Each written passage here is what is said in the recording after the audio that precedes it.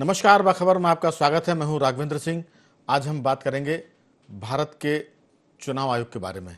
दरअसल मुख्य चुनाव आयुक्त की नियुक्ति हो गई है और इस पर जो राजनेताओं की टिप्पणी है वो बहुत ही आहत करने वाली है और एक तरह से भारतीय लोकतंत्र को सदमे में डालने वाली भी है। हम कह सकते हैं कि इलेक्शन, सिलेक्शन और फ्रस्ट्रेशन। सरकारें तो अपनी जगह है, लेकिन प्रतिपक्ष का जो फ्रस्ट्रेशन है ये थोड़ा सा चौंकाने वाला और चिंता में डालने वाला है। ज्ञानेश कुमार नए मुख्य चुनाव आयुक्त बन गए हैं और इसमें बिहार में लालू यादव के चिरंजीव तेजस्वी यादव कहते हैं कि चुनाव आयोग भाजपा की चीयर गर्ल की तरह है। और इस पर हम बात करें तो किसी की कोई ऐसी टिप्पणी नहीं आई जो प्रतिपक्ष के नेता कहें कि इस तरह का तेजस्वी यादव का बयान ठीक नहीं है। हम आपको ये भी बताना चाहते हैं कि अखिलेश यादव ने मिल्कीपुर उपचुनाव को लेकर जो कुछ कहा था चुनाव के बारे में, वो भी एक तरह से बहुत चिंताजनक था। उन्होंने कहा था कि मेरे पास अगर सफ़ेद कपड़ा होता तो मैं चुनाव आयोग को उड़ा देता, यानी उनके हिसाब से चुनाव आयोग मर चुका है।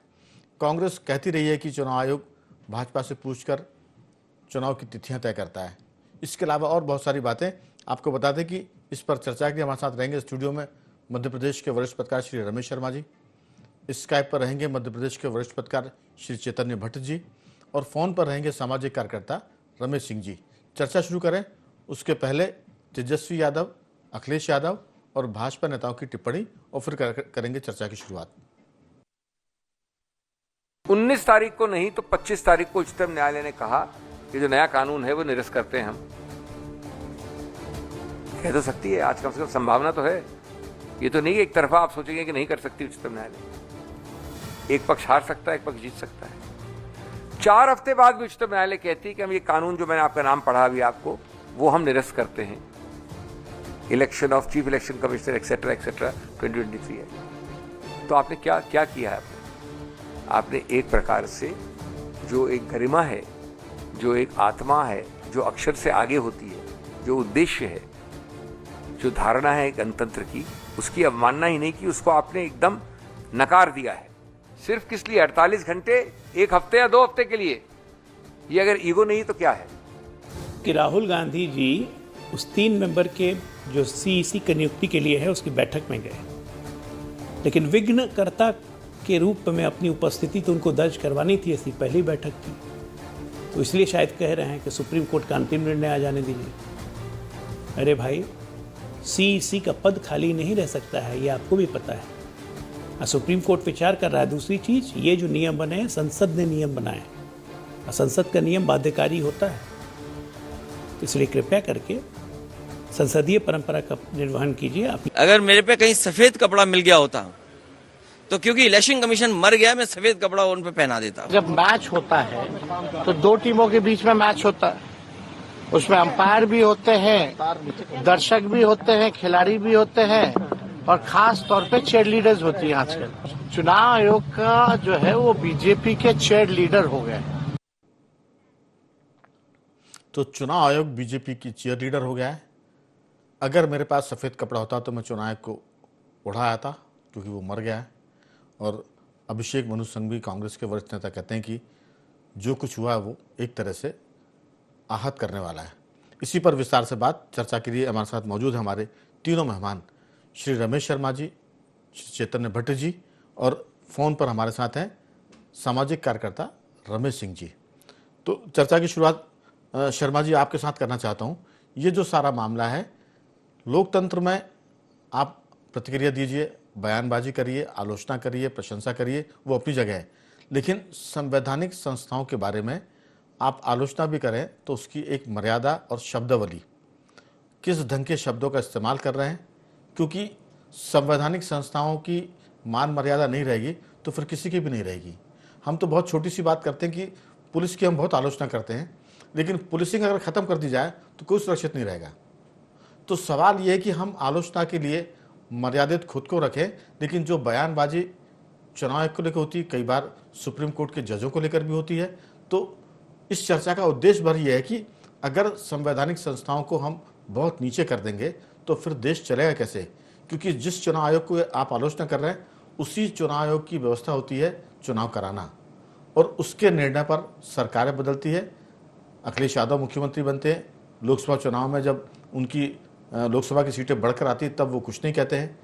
कांग्रेस भी और बाकी लोग भी जब जीतते हैं जिन राज्यों में तब कुछ नहीं कहते, लेकिन जैसे ही हारते हैं वैसे जो उनकी भाषा है वो गली मोहल्ले और बहुत ही, जिसे मैं कहूँगा कि बहुत ही नीचे स्तर की होती, जो भारतीय राजनेताओं को शोभा नहीं देती। ये मेरा कुल जमा कहना था। आपकी राय इस पूरे मामले में कि जिस ढंग की शब्दावली का इस्तेमाल हो रहा है उसकी निंदा तो करनी चाहिए, उस पर रोक की भी कोई व्यवस्था होनी चाहिए। एक अंतिम टिप्पणी, इस मौके पर अगर स्वर्गीय टी.एन. शेषन होते तो वो क्या करते? अगर देखिए, आपको मोटे तौर जी। पर वाकई ये जो टिप्पणियां आप राजनीतिक दल, कुछ राजनीतिक दलों की आई हैं, ये बहुत आश्चर्यजनक है। ये न केवल भारत की संवैधानिक व्यवस्था के प्रतिकूल है, बल्कि राजनीतिक गरिमा को भी खंडित करती हैं। उसका एक कारण ये है कि इस समय अगर आप देखें तो कुछ राजनीतिक दल ऐसे हैं बड़ी संख्या में, जो राजनीति राष्ट्र के लिए, समाज के लिए और देश के लिए नहीं करते, वो केवल सत्ता की राजनीति कर रहे हैं। तो सत्ता की राजनीति के लिए जो काम हो सकते हैं वो कर रहे हैं। अब स्वाभाविक है कि चुनाव जीतने के लिए 2-3 बातें बहुत आवश्यक हैं। मतदाता अब जागरूक है, तो जागरूक मतदाता के लिए आपको मुद्दे क्या उठाना है ये महत्वपूर्ण है। आपका निचले स्तर पर कार्यकर्ताओं का नेटवर्क कैसा है ये बहुत महत्वपूर्ण है। तीसरा, समय के अनुसार मनोविज्ञान क्या है मतदाता का, इन सब चीज़ों को ध्यान में रख करके बात उठानी चाहिए। अब ये जो राजनीतिक दल हैं, इनका इन तीनों चीज़ों से कोई वास्ता नहीं, कोई मुद्दा उठाना नहीं, समाज को बांटने की बात करना, किसी एक मुद्दे को उठा करके सरकार पर हमला करना। दूसरी सबसे बड़ी बात जो मुझे दिख रही है, अगर आप कम्युनिस्ट आंदोलन को देखें, चीन में भी देखें और रूस में भी देखें, रूस में जब जार का शासन था और जब बात चली जार के शासन को बदलने के लिए, तो एक उन्होंने रणनीति बनाई। उन्होंने 2 रणनीतियां ये बनाई, किसी को अगर छींक भी आ जाए तो वो अभियान जार के ऊपर लगता था। उसके अलावा उन्होंने निचले स्तर के लोगों को अलग अलग वर्ग के आधार पर भड़काया। मार्क्स ने कहा था कि भारत में वर्ग संघर्ष नहीं होगा, भारत में वर्ण संघर्ष होगा, जाति संघर्ष होगा। तो आप ये देख लीजिए, उसी आधार पर, जिस आधार पर मार्क्स की लाल किताब को लेकर के रूस की क्रांति आरंभ हुई और उन्होंने निचले स्तर को वर्गों में बांटा, बिल्कुल लगभग वही चीज आप बांग्लादेश में देख लें। पूरी भीड़ इकट्ठी हुई और घेर लिया। इसकी पुनरावृत्ति मध्य प्रदेश में भी, भारत में भी 2-4 नेताओं ने कहा कि जैसा बांग्लादेश में हुआ है, सलमान खुर्शीद ने कहा और कई लोगों ने कहा कि जैसा भारत में भी हो सकता है।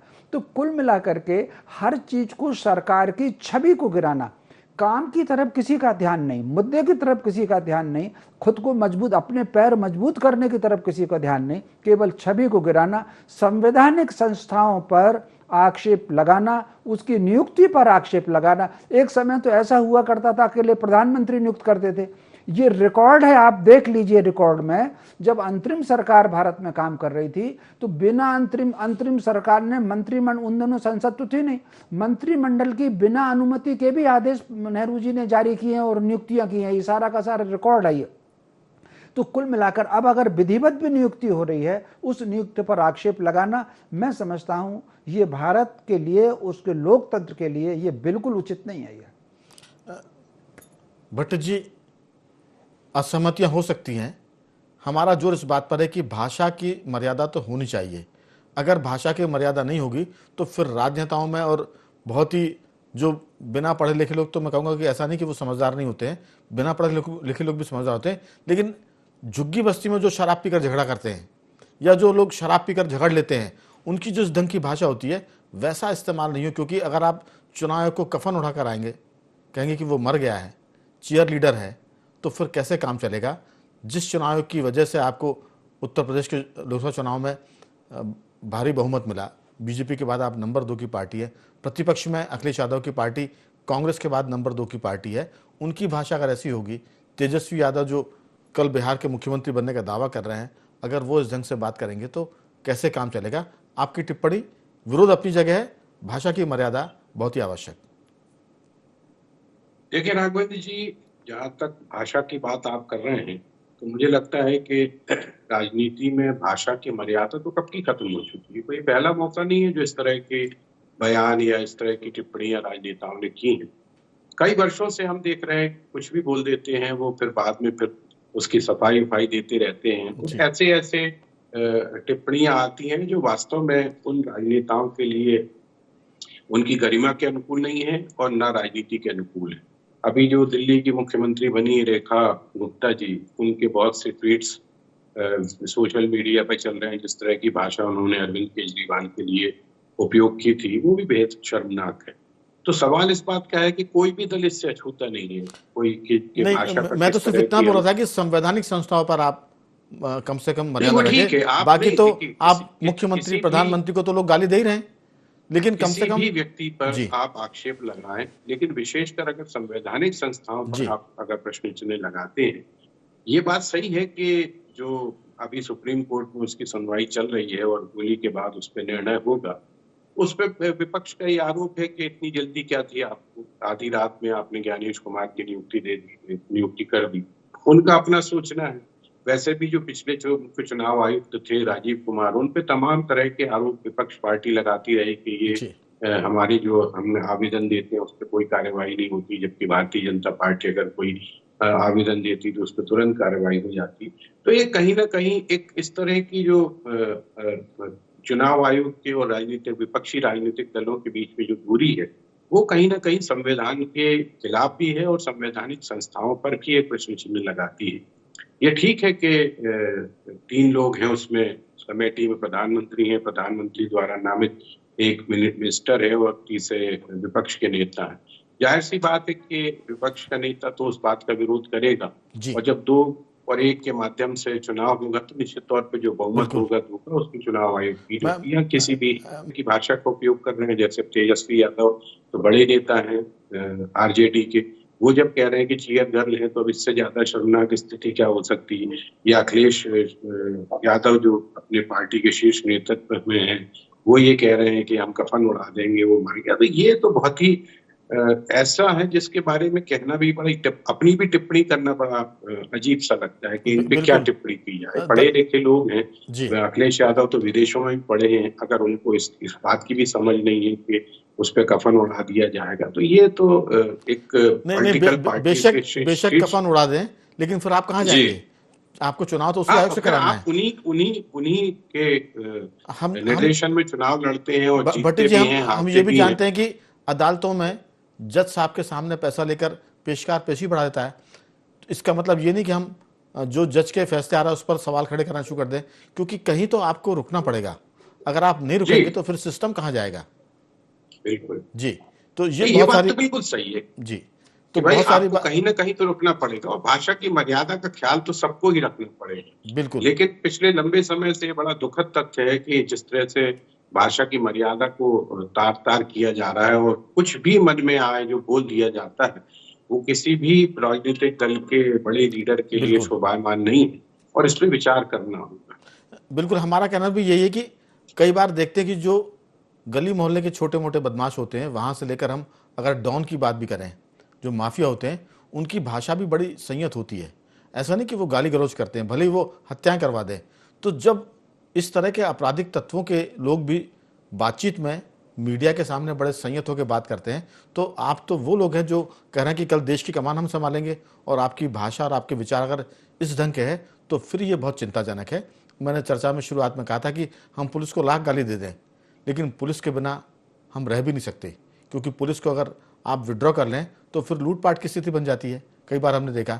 तो बहुत सारी बातें, आप लाख गाली दें चुनाव आयोग को, लाख आप न्यायिक सिस्टम प्रणाली को गाली दें, लेकिन जाते तो हम वही हैं, इंसाफ के लिए भी और चुनाव के लिए भी। हमारे साथ सिंह साहब जुड़ गए। रमेश सिंह जी, आपकी राय इस पूरे मसले पर?